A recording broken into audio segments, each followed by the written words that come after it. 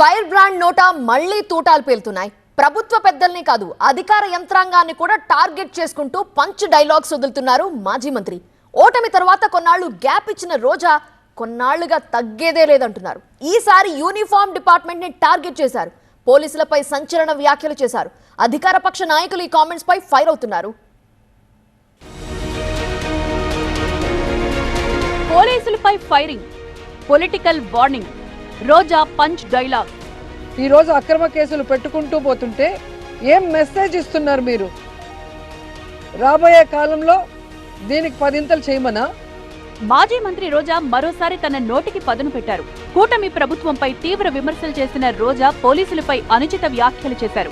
పోలీసులు సిగ్గుపడాలంటూ serious comments చేశారు. ఈ పోలీస్ వ్యవస్థ సిగ్గుపడాలి. ఇక ఈ పోలీసులు వాళ్ళు ఎందుకు ఏదైనా నీళ్ల లేని బాయిలో దూకచ్చు. నెల్లూరు సెంట్రల్ జైల్లో రిమాండ్లో ఉన్న పిన్నెల్లి సోదరులను ములాఖాతులో పరామర్శించారు మాజీ మంత్రి రోజా. రాష్ట్రంలో రెడ్ బుక్ రాజ్యాంగం నడుస్తోందని, పోలీసులు నిబంధనలకు విరుద్ధంగా వెళ్తున్నారని ఆరోపించారు. లోకేష్ చెప్పిన దానికి తానా అంటే తందానా అన్నట్టుగా పోలీస్ వ్యవస్థ మారిపోవటం చాలా దురదృష్టకరం.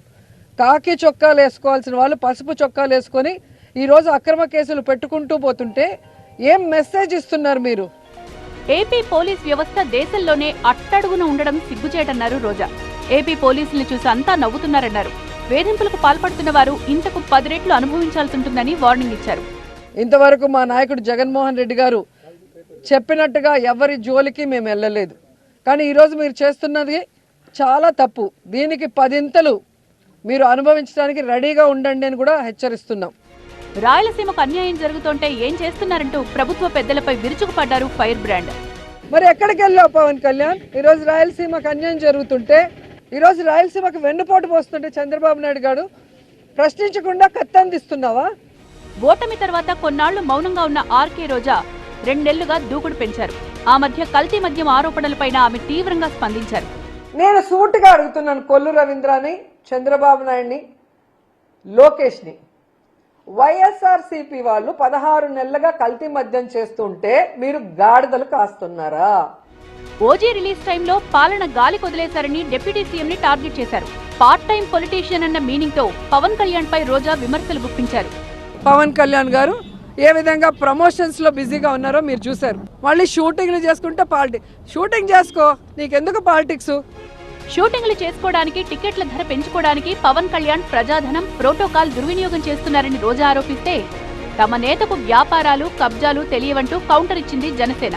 కామెంట్స్ కి కౌంటర్లు పడుతున్న రోజా స్పీడ్ మాత్రం తగ్గడం లేదు. మెడికల్ కాలేజీల వ్యవహారంలోనూ ఆమె వాయిస్ పెంచారు. హోంమంత్రి అనిత గారు ఒక ప్రెజెంటేషన్ ఇచ్చారు. ఆ ప్రెజెంటేషన్ చూస్తుంటే అది ఒక ప్రెజెంటేషన్ లాగా లేదు, అనిత ఫ్రస్ట్రేషన్ కనిపిస్తోంది.